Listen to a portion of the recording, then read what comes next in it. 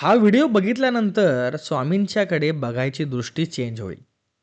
कारण असं म्हणतात, की जी लोकं शिकलेली असतात, त्या लोकांचा देवावरती विश्वास नसतो. जी लोकं डॉक्टर असतात, त्यांचा सायन्सवरती विश्वास असतो.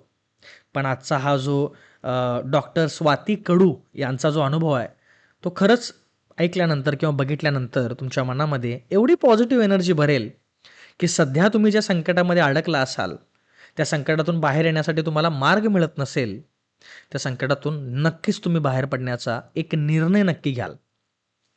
नवीन असाल तर सबस्क्राईब करायला विसरू नका. आपण अनुभवाला सुरुवात करूया. श्री स्वामी समर्थ.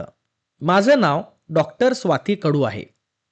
गेल्या 10 वर्षापासून मी स्वामींची सेवा आणि भक्ती करत आहे. माझा हा अनुभव माझ्या मुलासोबत घडलेला आहे. म्हणजे खरंच एका डॉक्टरचा अनुभव ऐकताना मनापासून ऐका. माझा मुलगा सध्या वाराणसी येथील IIT BHU मध्ये 4थ्या वर्षाला शिकत आहे. हा अनुभव तो 3ऱ्या वर्षाला असताना घडलाय. माझ्या मुलाचाही स्वामींवर खूप विश्वास आहे. तो नेहमी स्वामींचं नामस्मरण करत असतो आणि स्वामी आपल्या सोबत आहेत असा त्याचा दृढ विश्वास देखील आहे. एके रात्री माझा मुलगा आणि त्याचे काही मित्र कॉलेजच्या कॅम्पस बाहेर थोडं फिरायला गेले होते. फिरत असताना अचानक त्यांना काही भटकी कुत्री दिसली. एक दोन नाही तर तब्बल 5-6 कुत्री त्यांच्या आजूबाजूला गोलाकार उभी राहिली आणि त्यानंतर मोठमोठ्याने भुंकू लागली. अचानक आलेल्या या प्रसंगामुळे सगळे मुलं खूप घाबरली होती. कुत्री त्यांच्या अगदी जवळ आली होती आणि परिस्थिती भीतीदायक झाली होती. माझा मुलगा मात्र सतत श्री स्वामी समर्थ, श्री स्वामी समर्थ असे नामस्मरण करत होता. तो मनात स्वामींना म्हणत असेल, "स्वामी, आता तुम्हीच आमचं रक्षण करा." तेवढ्यात अचानक कुठून तरी खूप मोठा श्वान त्यांच्या दिशेने आला. तो एवढा मोठा होता, माझ्या मुलाच्या म्हणण्यानुसार तो जवळ त्याच्या कंबरेपर्यंत उंच वाटत होता. तो मोठा श्वान त्या मुलांच्या बाजूला येऊन उभा राहिला आणि अचानक त्याने एवढ्या जोरात भुंकायला सुरुवात केली, की त्यांच्या आजूबाजूची जी भुंकणारी सगळी कुत्री होती, ती अचानक शांत झाली. मुलांना जणू काही धीरच मिळाला, कारण तो मोठा श्वान त्यांच्या सोबत चालत राहिला. तो अगदी बॉडीगार्ड सारखा त्यांच्या सोबत हॉस्टेलपर्यंत देखील आला. मुलं हॉस्टेलच्या जवळ पोहोचेपर्यंत तो श्वान त्यांच्या सोबतच होता. मुलं सुरक्षितपणे हॉस्टेलमध्ये पोहोचल्यावरही तो काही वेळ तिथेच उभा राहिला. माझ्या मुलाने हा अनुभव मला सांगितला. तेव्हा त्याच्या मनात एकच भावना होती, आई, साक्षात स्वामी आमच्या रक्षणासाठी आले होते. तो आजही नेहमी म्हणतो, स्वामी समर्थ माझ्या सोबत असतात. आई म्हणून माझ्यासाठीही हा अनुभव खूप जास्त भावूक करणारा आहे. मी गेल्या 10 वर्षांपासून स्वामींची सेवा करत आहे आणि माझ्या मुलालाही स्वामींवर एवढा विश्वास आहे. हीच माझ्यासाठी खूप मोठी गोष्ट आहे.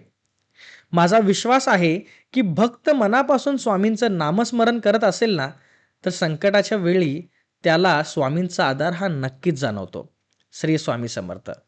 या अनुभवातून श्री स्वामी समर्थांच्यावरती भक्ती करणाऱ्या लोकांसाठी संदेश जर काय असेल ना, तर तो संदेश असा आहे, की श्रद्धा मनाला संकटाच्या क्षणी धीर देते.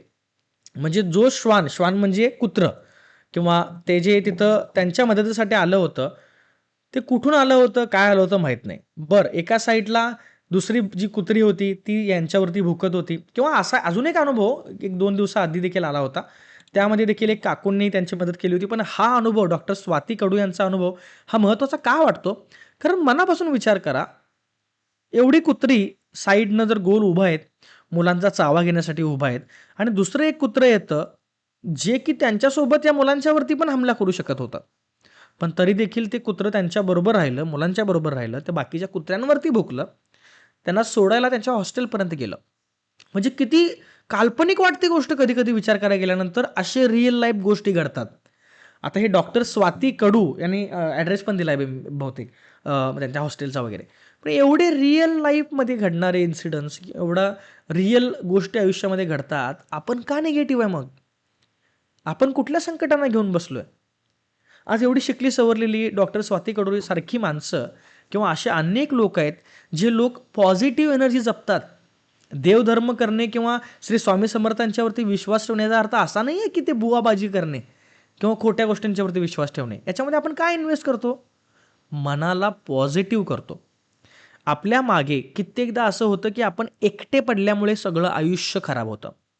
ती कुठली सिच्युएशन असेल, कुठली संकट असेल, कुठली परीक्षा असेल, कुठली खोली असेल, एका ठिकाणी आपण एकटे राहिल्यामुळं एकलकोंडेपणाने आपल्या मनावरती प्रभाव होतो आणि मग नंतर शुगर, बीपी, एन्झायटी, डिप्रेशन ह्या सगळ्या गोष्टी वाढतात. पण या सगळ्या अनुभवातून आपल्याला एकच कळतं की श्री स्वामी समर्थांच्या मठात गेल्यामुळं, त्यांच्यावरती विश्वास ठेवल्यामुळं एक मनाला धीर मिळतो की कितीही मोठं संकट पुढं समोर असू दे, माझ्या मागे माझे स्वामी उभे आहेत आणि माझ्या मागे माझे स्वामी असतील तर मोठ्यातलं मोठं संकट देखील मी धुडकावून लावेन. आणि ही एनर्जी ना, हे त्याच लोकांना विचारा जे ह्या संकटातून गेलेत. म्हणजे आज स्वाती कडू असतील किंवा आपल्या चॅनलवरती अनेक अनुभव आहेत. तुमच्याकडे देखील असे अनुभव असतील तर मी सांगितल्याप्रमाणे डिस्क्रिप्शन बॉक्समध्ये लिंक आहे. त्याच्यावर क्लिक करून तुम्ही माझ्यापर्यंत ते अनुभव पाठवू शकता. पण हे जे अनुभव आहेत ना किंवा हे जे विचार आहेत किंवा पॉझिटिव्ह एनर्जी त्यांनाच विचारा ज्यांना याची गरज होती की काळी. ज्यांना डिप्रेशन, एन्झायटी यांना घेरावून घेतलं होतं. त्यांना मान वर काढता देखील येत नव्हतं. त्याच लोकांना विचारा की पॉझिटिव्ह एनर्जीची किंमत काय असते. खरंच आयुष्य खूप छोटं आहे आणि या खूप छोट्या आयुष्यामध्ये एखाद्या छोट्या संकटाला आपण एवढं मोठं करून घेतो मनामध्ये, त्यातून बाहेर पडणं एवढं सोपं असतं, पण त्या काळात आपल्याला ते जमत नाही. हे सगळे अनुभव करायचं कारणच हे आहे. मी हे सगळे अनुभव यासाठीच सांगतो की सध्या हे अनुभव ऐकणारे तुम्ही लोकं, तुमच्या आयुष्यात देखील अशी खूप संकट असतील, खूप अडचणी असतील. त्यातून बाहेर येण्याचा मार्ग अगदी सोपा आहे, तुम्हाला माहिती आहे. पण तरी देखील आपण येऊ शकत नसतो. पण हे अनुभव ऐकून, रिअल लोकांचे अनुभव ऐकून तुम्ही तुमच्या आयुष्यात त्यातून बाहेर पडाल. त्या संकटातून बाहेर पडाल. स्वातीजी, जर तुम्ही हा व्हिडिओ बघत असाल तर मनापासून धन्यवाद.